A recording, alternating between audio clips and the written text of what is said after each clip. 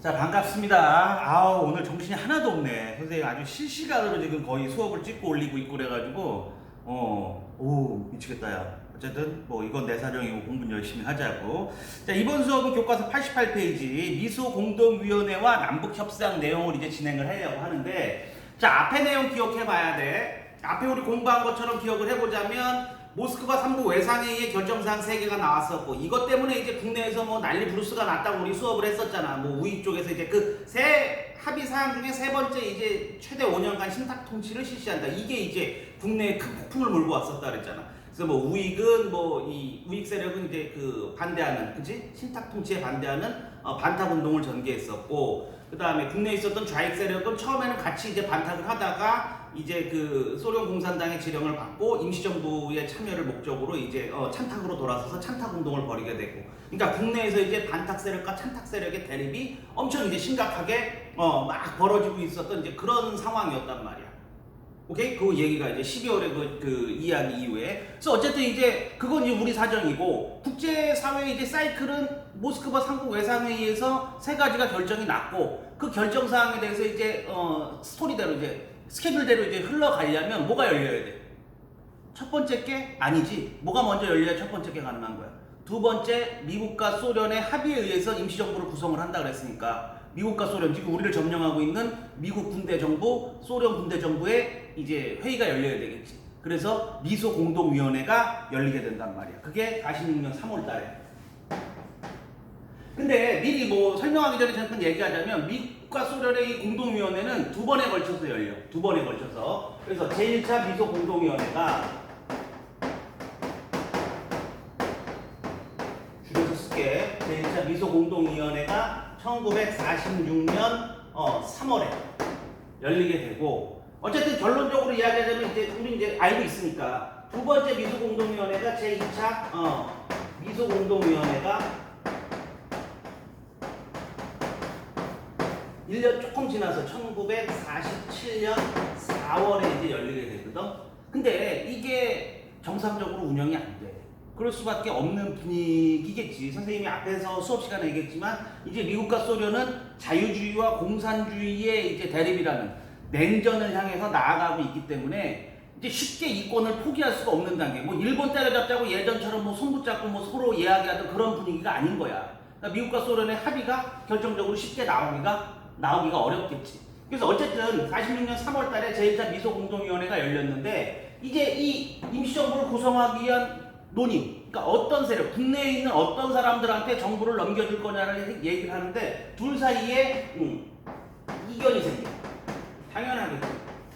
그지? 그래서 이들의 주장은 어떤 거냐면, 일단 남한을 점령하고 있었던 미국 점령의 생각은, 참여를 원하는 세력은 모두 참여를 해주자. 그러니까 모든 세력의 참여를 보장을 해주자. 국내에 있는. 여기에는 이제 좌익도 우익도, 지금 실제적으로 가장 큰 세력은 두 가지잖아. 그지? 그래서 이제 국내에 있는 좌익이든 우익이든 중도든 누구든 간에 원하는 모든 세력은 전부 다 참여를 가능하게 해주자라는 방향이고, 이 소련 쪽 입장은 뭐냐면, 소련 쪽 입장은, 야, 이 미소공동위원회든 뭐든 지금 이 국제사회 스케줄대로 움직이는데, 모스크바 3국 외상회의의 결과대로 움직이는데, 그 내용을 부정하는 사람들을 어떻게 참여를 시켜주냐. 미소공동위원회에서 논의할 수 있는 사람들은 그 모스크바 3국 외상회의의 결정사항을 지지하는 세력. 그지? 그러니까 뭐라고 쓸까? 모스크바 회의 지지 세력 많이 참여할 수 있다. 이거 뭐 얘네는 뭐 말을 어렵게 하고 있어서 그렇지, 결론적으로 알고 있잖아. 얘는 누구만 참여가 가능하다는 거야? 좌익 세력만 참여가 가능하다는 거지. 그지? 그러니까 이게 결론이 안 나는 거야. 미국과 소련이 얘기가 계속 뭐 이게 일주일인가 여기 서울 경복궁인가 거기에서 열렸다는 걸로 알고 있는데, 어쨌든 한 일주일 정도 회의 못한 걸로 아는데, 이 이야기로 계속 논의다가 결국 이 회의는 어떻게 됐어? 이 회의는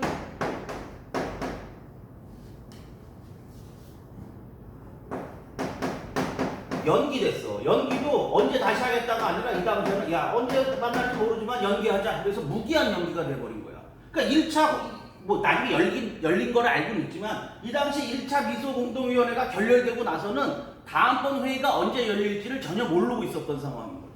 그러니까 우리나라 정부 구성이 언제 할지 전혀 이제 알 수가 없는 상황으로 흘러가고 있었던 거야 이때 당시에. 그래서 요 1차 미소공동위원회, 이거 중요해. 1차 미소공동위원회가 연기된 다음에 국내에서 어떻게든 이걸 해결해 보려는 이제 움직임이 있었단 말이야. 그래서 요때 이제 이 문제를 해결해 보려고 움직였던 게 뭐냐면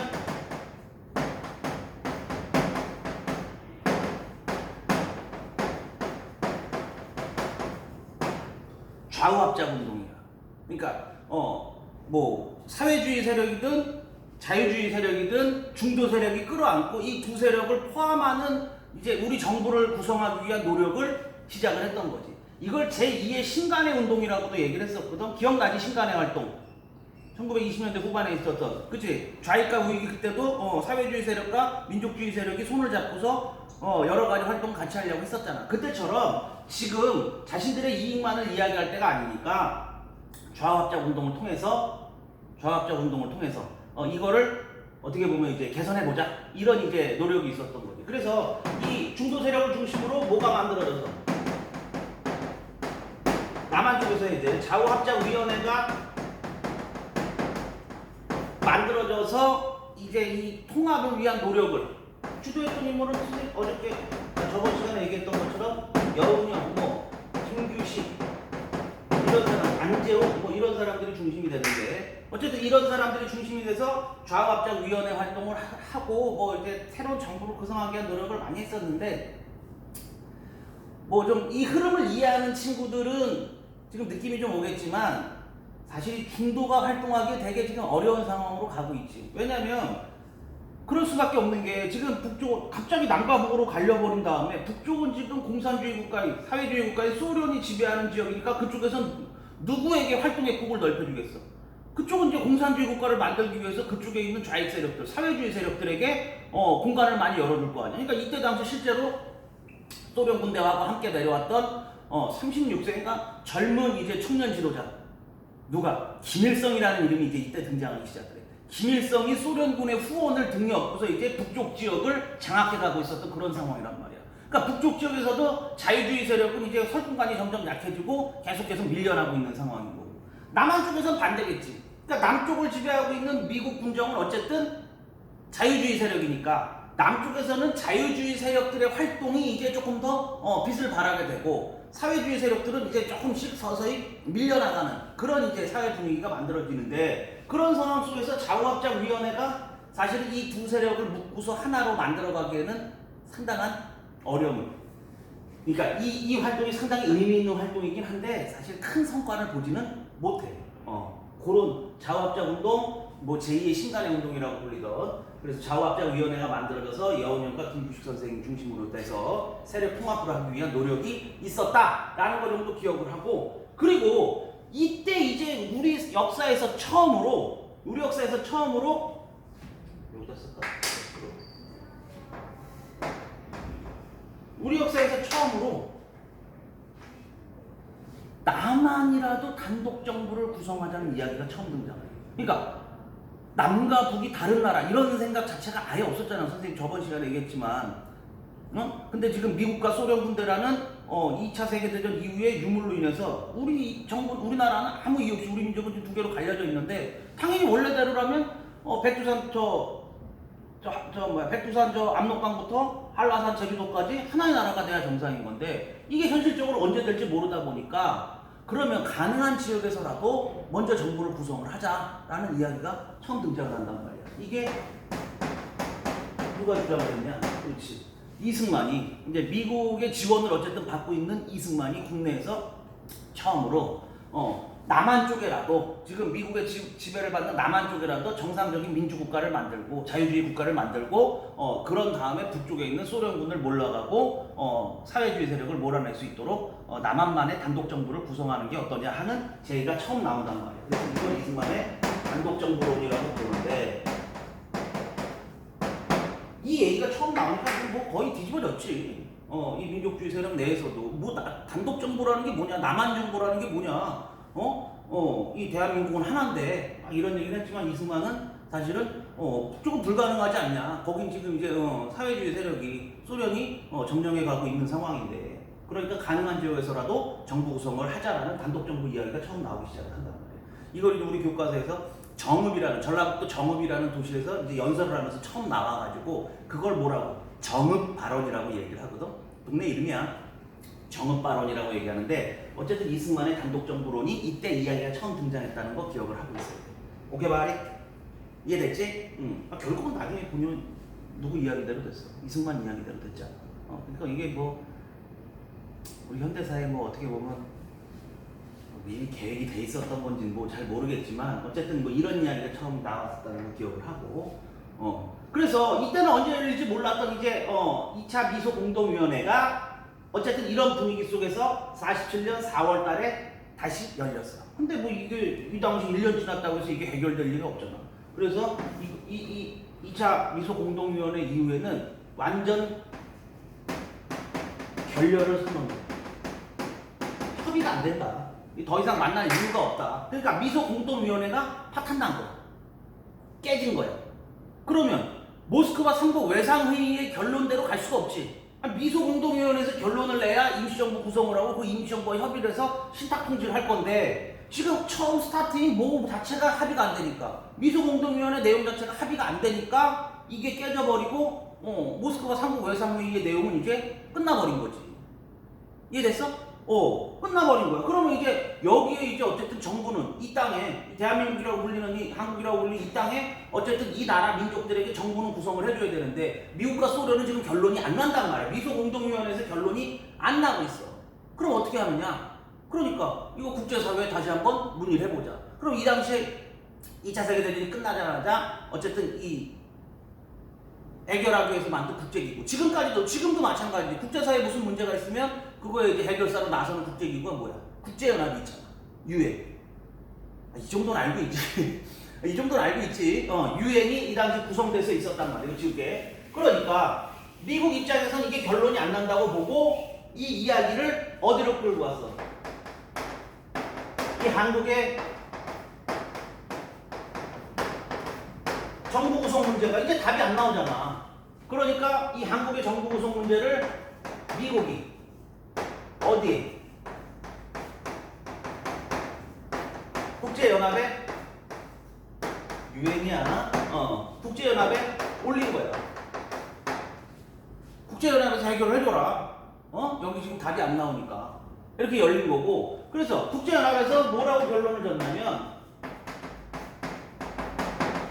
국제연합에서 그러면 거기 뭐 누가 참여한다 뭐 한다 이게 문제가 많으니까 선거를 해서 공평하게 선거를 해서 뭐를 구성을 해라?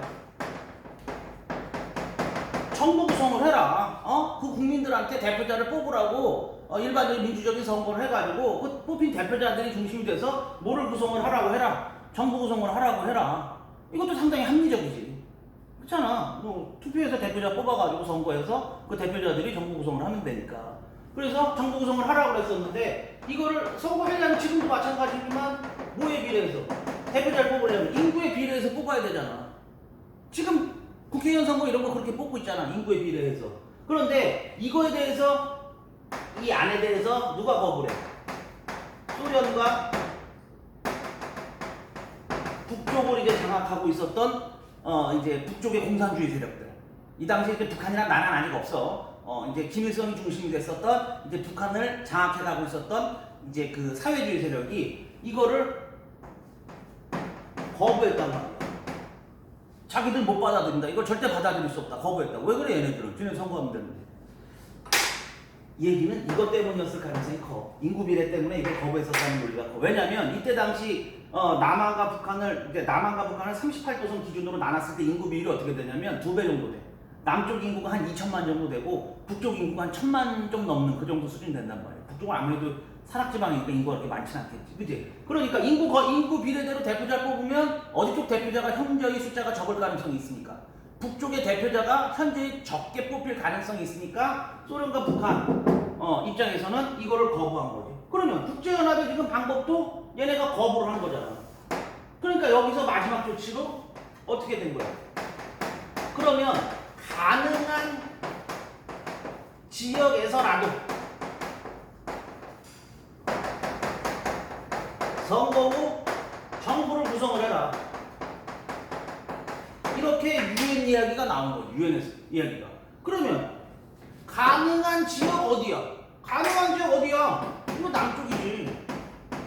그러니까 아까 우리가 우려했던 대로 이승만이 얘기했던 외세의 압력에 의해서 38도선이 그어지고 갑작스럽게 정부가 남쪽만의 정부가 구성될 가능성이 있잖아. 그래서 가능한 지역에서 선거 정부 구성을 하라고 그 이제 유엔에서 명령이 왔고 어떻게 보면 이제 유엔을 그 당시 움직이고 있었던 건 미국이니까 미국이 관할하고 있었던 남쪽 지역은 이걸 받아들인 거지. 그러니까 현실적으로 48년 5월 10일 날 선거를 하기로 이제 결정이 됐는데 48년 5월 10일 날 선거를 하면 이제 남쪽만의 단독 정부 구성이 이제 가시권에 들어간 거야. 그러니까 이런 얘기를 하다 보면 좀 답답한 얘기가 뭐냐면 이게 흐름을 가다 보면 결국 그래서 48년 5월 10일 날 총선거를 하고 그리고 이제 8월 15일 날 정부 구성을 하는데 그래서 남쪽이 먼저 정부가 구성이 되고 나서 그 뒤에 이제 북쪽에 정부가 만들어져. 북한이라는 나라가. 그러니까 북한 새끼들이 맨날 이 얘기를 한단 말이야. 남쪽이 먼저 정부를 구성해서 자기는 할 수 없이 뒤에 나라를 만든 거다. 그러니까 남북의 분단 책임은 어디가 있다. 남쪽이 있다라고 얘기하는데 공부하고 나면 이게 얼마나 개소리인 건지 알 수 있다고. 알겠지? 뭐 북한 새끼들도 뭐 말할 거 뭐 인정할 건 인정해야지. 정부 구성 자체를 이 새끼들 거부를 하니까 안 됐던 거야. 그래서 어쨌든 가능한 지역에서라도 선거 후에 정부를 구성하라고 이야기하니까 남한 쪽만의 단독 정부 구성이 이제 현실화가 된 거잖아. 그래서 이 선거가 이제 결정이 됐어. 1948년 5월 10일 날 선거를 하기로 결정이 됐단 말이야. 그러니까 국내에 있는 세력들이 이제 남쪽과 북쪽이 이제 같은 민족이 나라가 두 개로 쪼개질 가능성이 대두가 된 거잖아. 그러니까 이거에 대한 어떻게 보면 지금이야 니네가 남북이 나눠진 걸 당연하게 생각하지만 그때 당시에는 남과 북이라는 게 없었잖아. 사실 다 우리나라인데 지금 나라가 두 개로 쪼개지게 생긴 거니까 민족 지도자급에서 이거를 어떻게든 막아보려는 이제 노력을 했던 거지. 그래서 이쯤 되면 48년도 정도 되면 북쪽은 완벽하게 이제 누가 장악한 상황이야. 거의 김일성이 장악한 상황이야. 그래서 남쪽에 있는 중도 세력들 있잖아. 특히 이제 이때 당시에 이제 김규식 선생이 중심이 돼가지고 남쪽이 북쪽과 대표자끼리 만나서 이 민족 문제를 해결을 해보자.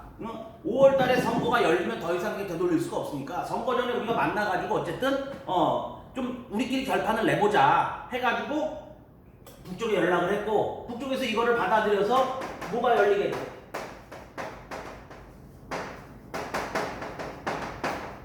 남북협상이 열리게 되는데 남북협상은 이제 남쪽과 북쪽의 대표자들이 만나는 건데 결론적으로 얘기하자면 어쨌든 남쪽의 세력 중에서는 이승만 계열들은 사실은 공산주의에 대해서 기대치가 없었던 거지. 그러니까 이승만은 애초에 남쪽에 단독정부 구성을 하겠다고 이야기를 했던 거고. 근데 강력한 극우 계열, 그러니까 강력한 자유주의 계열이면서도 이거에 반발했던 게 누구냐면 김구 선생을 중심으로 한 임시정부 계열이야. 김구 선생은 우리 교과서 거기 이제 88페이지 밑에도 나오지만 소련 공산주의가 좋아서가 아니야. 이 사람은 완벽한 자유주의자야. 좋아서가 아니라 지금 민족이 분열되면 금방 다시 합칠 것 같지만 이게 불가능할 거다. 이게 언제까지 갈지 모르는 거기 때문에 지금 구성하기 전에 이렇든 저렇든 민족이 하나를 뭉쳐가지고 단일국가를 만들어야지. 이게 깨지게 되면 언제 다시 합쳐질지 모른다. 그 다음에 이 대립도 심해질 거다. 결국 이 사람 말이 맞았지. 김구 말이. 그렇잖아. 지금까지 48년도에 이렇게 분리된 게 지금 2021년인 현재까지도 한 80년, 70년 가까이 안 되고 있는 거니까. 어쨌든 김구의 입장에선 그래서 나는 어쨌든 남북 단일 정부를 구성하는데 노력을 하겠다. 단독 정부 구성에 협력하지 않겠다. 막 이렇게 이야기를 하고 있었다고. 그래서 이 남북 협상에 나서게 돼. 김구와 김규식이 중심이 돼서. 근데 이 남북 협상에 성과가 있을 수가 없지. 왜냐면 북한도 이제 김일성이 거의 장악을 하고 공산주의 소련의 지원을 받으면서 그 지역을 이제 공산국가로 만드는 거의 이제 토대가 완성이 돼가고 있는데 느닷없이 웰컴 그래요. 제가 다 넘길게. 이런 사람은 없어 역사에. 그지? 어떻게 보면 김일성이 이제 남북 정부가 이제 분열되는 거에 대한 지 책임을 조금 면해보려고 남쪽 세력을 받아들여서 대화하는 척한 거지. 어쨌든 그래서 김구와 김규식이 중심이 돼서 북한에 가서 김일성을 만나가지고 통일정부 구성을 위한 노력을 했었지만 결국은 남북협상은 실패한단 말이야. 오케이? 그 이유는 이제 일사천리로 흘러가는 거야. 일사천리로. 그래서 남쪽 지역에서 이제 5월 10일 선거하기 위한 이제 어떻게 보면 인구조사를 해야 되잖아. 인구조사하고 선거구 설치하고 뭐 이렇게 되는데 거기에 대한 이제 반발들도 많이 있었고 사실은 단독 정부하면 안 된다. 같이 해야 된다. 막 그리고 남한 내에 또 있는 어떤 세력들의 반발. 어쨌든 이거는 이제 자유주의 세력이 주도하는 거잖아. 남쪽에서는. 그러니까 사회주의 세력들, 공산주의 세력들의 반발도 상당했었지. 그래서 이 반발 과정 속에서 일어나는 게 뭐다? 제주 4.3 항쟁이다. 아니면 제주 4.3 이게 정치적인 표현이 들어갈 수 있으니까 제주 4.3 사건이다. 이렇게 볼 수 있다고. 야, 이 제주 4.3 사건은 선생님 중학교 과정에서 그냥 간단히 얘기해. 니네가 나중에 공부 다 하고 나서 공부를 좀 열심히 하고 나서 이제 좀 더 자세히 알아보고 이 제주 4.3 사건은 내용은 간단해. 내용 간단한데 뭐냐면 이제 5월 10일 날 총선거를 해야 되니까 제주도에서도 이제 선거구 막 조사를 해야 될 거 아니야. 선거구 설치하고. 그래서 이제 선거 사전 작업이 시작이 됐는데 이거에 대해서 제주도 내외에 있었던 사회주의 세력이 반발하면서 선거를 못하게 반발하고 막 들고 일어나고 그랬단 말이야. 그러니까 이 사회주의 세력을 색출하기 위해서 이제 군대를 집어넣고 뭐 이렇게 처벌하는 과정에서 좀 많은 사상자가 제주도에 많은 사상자가 발생이 됐는데 처음 스타트는 어쨌든 사회주의 세력의 반발을 이제 진압하려고 들어갔던 사건이야. 알겠지? 그렇게 기억을 하고. 근데 이게 1년 넘게 지속이 됐는데 뒤에는 좀 사건의 성격이 좀 바뀌어. 근데 이거는 지금 니네가 그냥 중3에 듣기에는 좀 애매하니까 나중에 니네가 현대사에 대한 공부가 잘 되고 나면 개인적으로 궁금한 사람은 와서 뭐 4.3 항쟁은 4.3 사건은 조금 내용이 좀 복잡하다. 이런 일이 있었다는 것도 기억을 하고 제주도에서 4.3 항쟁이 있었다는 거, 4.3 사건이 있었다는 것도 기억을 하고 그리고 결국은 결론적으로 이제 다음 시간에 공부할 거지만 선거가 열리고 48년 8월 15일 날 정부가 구성이 되고 나서도 제주도에서 이 4.3 사건이 계속 지생이 되고 있었단 말이야. 오케이? 그러니까 정부 입장에서는 여기가 이제 빨갱이들 세력, 쉽게 얘기하면 공산주의 세력의 제주가 장악이 됐다 보고 육지에 있었던 여수 순천 지역에 우리나라 지도 이렇게 되면 제주도 여기면 여수 순천 여기야. 여기 전라남도 지방입니다. 여기 있었던 군대를 여기 제주도에 보내서 진압을 하려고 했었는데 이 군대가 정부의 명령을 거부해. 못 들어간다. 이거를 뭐라고 그러냐면 여수 순천 우리 교과서에 19 사건이라고 그래가지고 여순반란 사건이라고 얘기하는 게 좀 더 빨라. 그러니까 여수하고 순천 지역에서 이 군대가 14연대라는 군대가 정부의 명령을 거부하고 진압을 안 들어간 거야. 왜 그랬냐? 군대 내에 그 당시에 사회주의자들, 공산주의자들이 많았어. 그래서 민주정부의 구성에 이제 진압에 반발을 해가지고 이 반란이 일어나고 이걸 진압하는 과정에서 사실은 많은 피해가 있었던 거지. 이런 흐름으로 가고 있었다는 거 정도 기억하면 된단 말이야. 오케이, 바리?